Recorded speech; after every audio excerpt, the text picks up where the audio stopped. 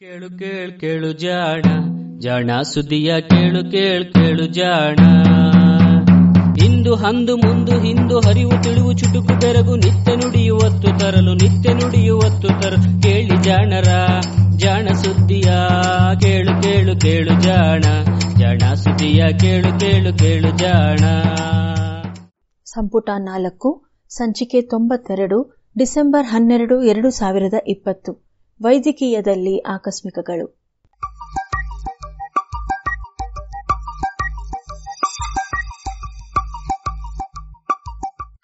ಕವಾಟವನ್ನು ವಿನ್ಯಾಸ ಮಾಡಿದ ಹೂವಿನ ರಚನೆ ಭಾಗ 1.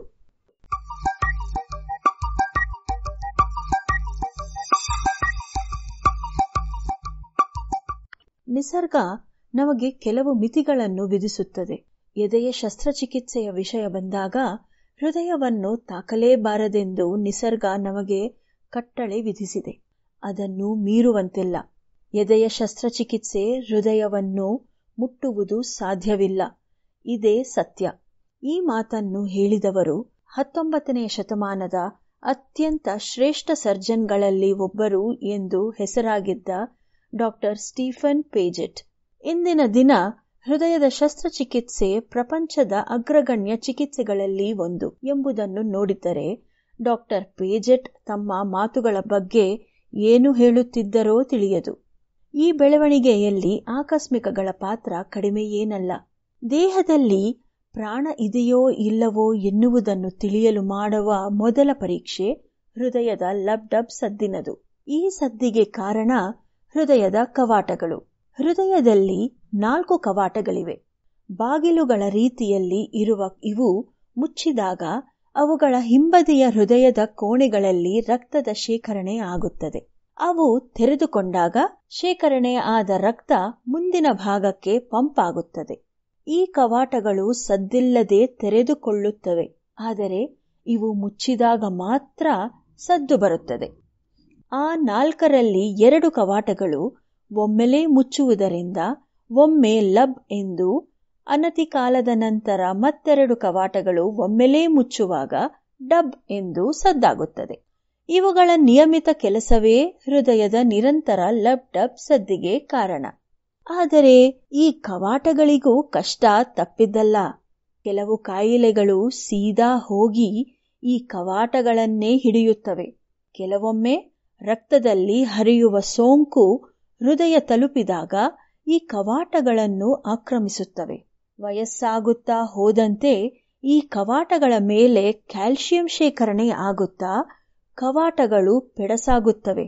ನಿರಂತರ ಕೆಲಸ ಮಾಡಬೇಕಾದ ಈ ಕವಾಟಗಳಲ್ಲಿ ಏನಾದರೂ ಸಮಸ್ಯೆ ಉಂಟಾದರೆ ಇಡೀ ಹೃದಯದ ಕೆಲಸದ ಮೇಲೆ ಅದರ ಪರಿಣಾಮ ಉಂಟಾಗುತ್ತದೆ. ಚಿಕಿತ್ಸೆಯ ಮೂಲಕ ಕವಾಟಗಳ ಪರಿಸ್ಥಿತಿಯನ್ನು ಕೆಲವೊಮ್ಮೆ ಸುಧಾರಿಸಬಹುದು. ಆದರೆ ಸಮಸ್ಯೆ ತೀವ್ರವಾಗಿದ್ದರೆ ಕವಾಟಗಳ ಶಸ್ತ್ರಚಿಕಿತ್ಸೆ ಬೇಕಾಗುತ್ತದೆ. ಕವಾಟಗಳು ಬಹಳ ಹಾಳಾಗಿದ್ದರೆ ಅವನ್ನು ಕೃತಕ ಕವಾಟಗಳಿಂದ ಬದಲಾಯಿಸಬೇಕು.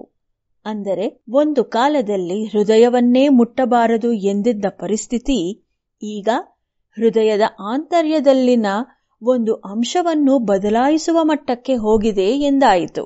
ಇದರ ಹಿಂದಿನ ಶ್ರಮ, ಸಾಧನೆ ಅಗಾಧ. ದಿನದ 24 ಗಂಟೆಗಳೂ ಬಿಡುವಿಲ್ಲದೆ ದೇಹದಲ್ಲಿ ಪ್ರಾಣ ಇರುವವರೆಗೆ ಒಂದೇ ಸಮನೆ ಕರ್ಮಯೋಗಿಯಂತೆ ಕೆಲಸ ಮಾಡುವ ಕವಾಟಗಳನ್ನು ಅದೇ ರೀತಿ ಕೆಲಸ ಮಾಡುವಂತೆ ಕೃತಕವಾಗಿ ಸೃಷ್ಟಿಸುವುದು ಕೂಡ ಅಷ್ಟೇ ಸವಾಲಿನ ವಿಷಯ. ಇದು ಸಾಧ್ಯವಾದದ್ದು ನಿರಂತರ ಪರಿಶ್ರಮ, ಸ್ವಲ್ಪ ಅದೃಷ್ಟ, ಮತ್ತಷ್ಟು ಆಕಸ್ಮಿಕಗಳ ಸಂಗಮದಿಂದ.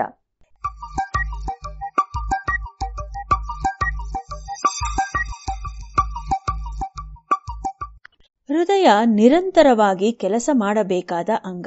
ದೇಹದ ಸರಿಸುಮಾರು ಎಲ್ಲಾ ಅಂಗಗಳಿಗೂ ಆಕ್ಸಿಜನ್ ಅನ್ನು, ಪೋಷಕಾಂಶಗಳನ್ನು ಸರಬರಾಜು ಮಾಡಬೇಕಾದ ಹೊಣೆಗಾರಿಕೆ ಹೃದಯದ್ದು. ಹೀಗಾಗಿ ಹೃದಯದ ಕೆಲಸ ನಿಂತರೆ ಇಡೀ ಶರೀರದ ಕೆಲಸ ಸ್ತಬ್ಧವಾಗುತ್ತದೆ. ಹೃದಯದ ಶಸ್ತ್ರಚಿಕಿತ್ಸೆ ಮಾಡುವಾಗಲೂ ಅದರ ಜವಾಬ್ದಾರಿಯನ್ನು ಒಂದು ಯಂತ್ರದ ಪಾಲಿಗೆ ನೀಡಿ ಹೃದಯ ಮಾಡುವ ಕೆಲಸವನ್ನು ತಾತ್ಕಾಲಿಕವಾಗಿ ಈ ಯಂತ್ರದ ಮೂಲಕ ಮಾಡಿಸಿ ಹೃದಯಕ್ಕೆ ಬೇಕಾದ ರಿಪೇರಿಗಳನ್ನು ಮಾಡಿ ಆನಂತರ ಆ ಯಂತ್ರದಿಂದ ವಾಪಸ್ ಹೃದಯದ ಜವಾಬ್ದಾರಿಯನ್ನು ಹೃದಯಕ್ಕೇ ವರ್ಗಾಯಿಸಬೇಕು. ಈ ತತ್ವವನ್ನು ಕಂಡುಕೊಂಡದ್ದು 1953ರಲ್ಲಿ. ಹೃದಯ ಶ್ವಾಸಕೋಶದ ಯಂತ್ರ ಎಂದು ಕರೆಯಲಾಗುವ ವ್ಯವಸ್ಥೆಯನ್ನು ಬಳಸಿ ಹೃದಯದ ಶಸ್ತ್ರಚಿಕಿತ್ಸೆಯನ್ನು ಮಾಡಿದ್ದು ಡಾಕ್ಟರ್ ಜಾನ್ ಗಿಬ್ಬನ್. ಒಮ್ಮೆ ಈ ರೀತಿಯ ವ್ಯವಸ್ಥೆ ಆರಂಭವಾದ ಮೇಲೆ ಹೃದಯ ಶಸ್ತ್ರಚಿಕಿತ್ಸೆಯ ಸಾಧ್ಯತೆಗಳಿಗೆ ಪಾರವೇ ಇಲ್ಲದಂತಾಯಿತು. ಹೃದಯದ ಬದಲಿ ಕವಾಟಗಳ ಬಗ್ಗೆ ಮೊದಲು ಕೆಲಸ ಮಾಡಿದ್ದು ಅಮೆರಿಕದ ವೈದ್ಯ ಡಾಕ್ಟರ್ ಚಾರ್ಲ್ಸ್ ಹಫ್ನೆಗೆಲ್. 1960ರ ಸುಮಾರಿಗೆ ಡಾಕ್ಟರ್ ಡ್ವೈಟ್ ಹಾರ್ಕೆನ್ ಮತ್ತು ಡಾಕ್ಟರ್ ನೀನಾ ಬ್ರೌನ್ವಾಲ್ಡ್ ಅವರು ಕೃತಕ ಕವಾಟಗಳ ಶಸ್ತ್ರಚಿಕಿತ್ಸೆಯ ಪ್ರಯತ್ನಗಳಲ್ಲಿ ಸಫಲರಾದರು. ಈ ನಿಟ್ಟಿನಲ್ಲಿ ಹೆಚ್ಚಿನ ಶ್ರೇಯ ಸಾಧಿಸಿದ್ದು ಡಾಕ್ಟರ್ ಆಲ್ಬರ್ಟ್ ಸ್ಟಾರ್. ಕೊಲಂಬಿಯಾ ವಿಶ್ವವಿದ್ಯಾಲಯದಲ್ಲಿ ಬಹಳ ಉತ್ಸಾಹಿ ಶಸ್ತ್ರಚಿಕಿತ್ಸಕರೆಂದು ಹೆಸರಾಗಿದ್ದ ಡಾಕ್ಟರ್ ಸ್ಟಾರ್ ತಮ್ಮ 31ನೆಯ ವಯಸ್ಸಿನಲ್ಲಿ ತೀರಾ ಅಕಸ್ಮಾತ್ತಾಗಿ ಒರೆಗನ್ ವಿಶ್ವವಿದ್ಯಾಲಯಕ್ಕೆ ಬಂದರು. ಅಷ್ಟೇ ಅಕಸ್ಮಾತ್ತಾಗಿ ಅಲ್ಲಿ ಅವರಿಗೆ ಲೋವೆನ್ ಎಡ್ವರ್ಡ್ಸ್ ಎಂಬ ಸಂಶೋಧಕರ ಪರಿಚಯವಾಯಿತು. ಎರಡನೆಯ ಮಹಾಯುದ್ಧದಲ್ಲಿ ಸಾಕಷ್ಟು ಬೇಡಿಕೆಯ ತಂತ್ರಜ್ಞರಾಗಿದ್ದ ಎಡ್ವರ್ಡ್ಸ್ ಅವರ ಬಳಿ ಹಲವಾರು ಪೇಟೆಂಟ್ಗಳಿದ್ದವು.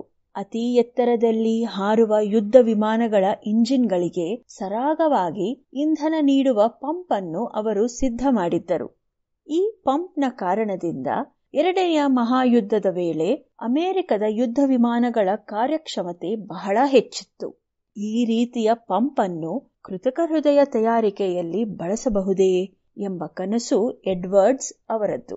ಈ ಕನಸಿಗೆ ರೆಕ್ಕೆಗಳು ಮೂಡಿದ್ದು ಡಾಕ್ಟರ್ ಸ್ಟಾರ್ ಜೊತೆಗಿನ ಅವರ ಭೇಟಿಯ ವೇಳೆ ಹೃದಯವೆಂದರೆ ಕೇವಲ ಪಂಪ್ ಮಾತ್ರವೇ ಅಲ್ಲವೆಂದು, ಕೃತಕ ಹೃದಯದ ಬೆಳವಣಿಗೆಗೆ ಮೊದಲು ಕೃತಕ ಕವಾಟಗಳನ್ನು ನಿರ್ಮಿಸಬೇಕೆಂದು ಡಾಕ್ಟರ್ ಸ್ಟಾರ್ ತಿಳಿಸಿದರು. ಹೀಗೆ ಓರ್ವ ನುರಿತ ತಂತ್ರಜ್ಞನ ಅನುಭವದಿಂದ ಓರ್ವ ಅನುಭವಿ ವೈದ್ಯನ ಅವಶ್ಯಕತೆಗೆ ತಕ್ಕಂತೆ ಪ್ರಪಂಚದಲ್ಲಿ ಮೊದಲ ಬಾರಿಗೆ ಒಂದು ಪಕ್ಕಾ ವೈಜ್ಞಾನಿಕ ಕೃತಕ ಕವಾಟ ಜನ್ಮ ತಾಳಿತು. ಸರಳ ವಿನ್ಯಾಸದ ಈ ಕವಾಟದಲ್ಲಿ ಗಿಣಿಯ ಪಂಜರದ ಮಾದರಿಯ ಹೊರ ಆವರಣ ಮತ್ತು ಅದರ ಒಳಗೆ ಸಂಚರಿಸುವ ಒಂದು ಗುಂಡು ಇರುತ್ತಿತ್ತು. ರಕ್ತ ಮುಂದಕ್ಕೆ ಹೋಗುವಾಗ ಆ ಗುಂಡು ಬದಿಗೆ ಸರಿದು ದಾರಿ ಮಾಡಿಕೊಡುತ್ತಿತ್ತು. ಆನಂತರ ಆ ಗುಂಡು ತನ್ನ ಸ್ಥಾನದಲ್ಲಿ ಕುಳಿತು ರಕ್ತ ಹಿಂದಕ್ಕೆ ಬಾರದಂತೆ ತಡೆಯುತ್ತಿತ್ತು. ಮೊದಲಿಗೆ ಪ್ರಯೋಗಾಲಯದ ನಾಯಿಗಳ ಮೇಲೆ ಅವನ್ನು ಬಳಸಲಾಯಿತು. ಸಮಸ್ಯೆ ಎಂದರೆ ಆ ಕವಾಟವನ್ನು ಹೃದಯದ ಜೊತೆ ಹೊಲಿಗೆ ಹಾಕುವ ಸ್ಥಳಗಳಲ್ಲಿ ರಕ್ತ ಹೆಪ್ಪುಗಟ್ಟುತ್ತಿತ್ತು.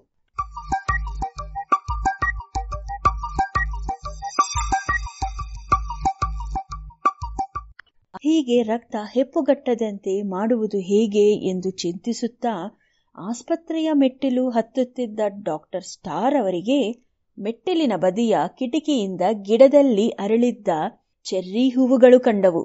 ಸ್ವಲ್ಪ ಕಾಲ ಅದರ ಸೌಂದರ್ಯವನ್ನು ಸವಿಯುವ ಉದ್ದೇಶದಿಂದ ಅವುಗಳ ಬಳಿ ಹೋಗಿ ಡಾಕ್ಟರ್ ಸ್ಟಾರ್ ಆ ಹೂವಿನ ವಿನ್ಯಾಸ ಗಮನಿಸಿದರು.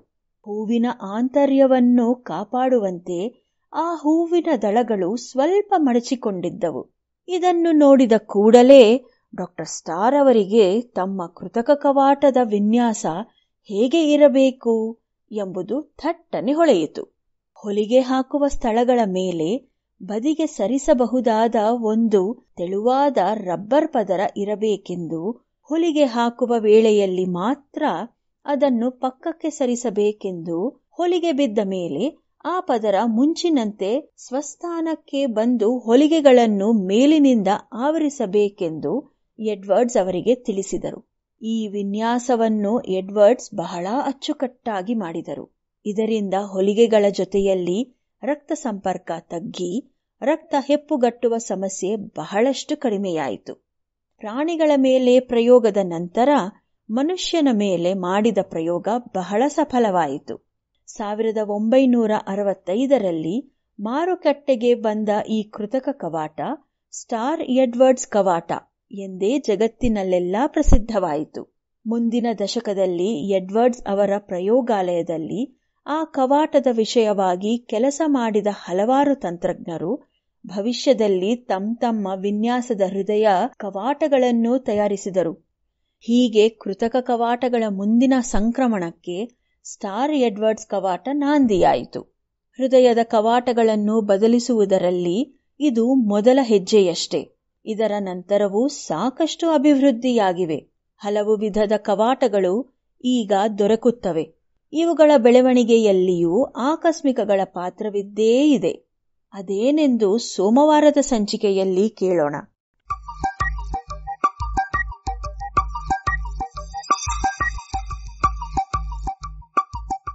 ಇದು ಇಂದಿನ ವೈದ್ಯಕೀಯದಲ್ಲಿ ಆಕಸ್ಮಿಕಗಳು. ರಚನೆ ಕಿರಣ್ ಸೂರ್ಯ, ಜಾಣಧ್ವನಿ ಅಶ್ವಿನಿ.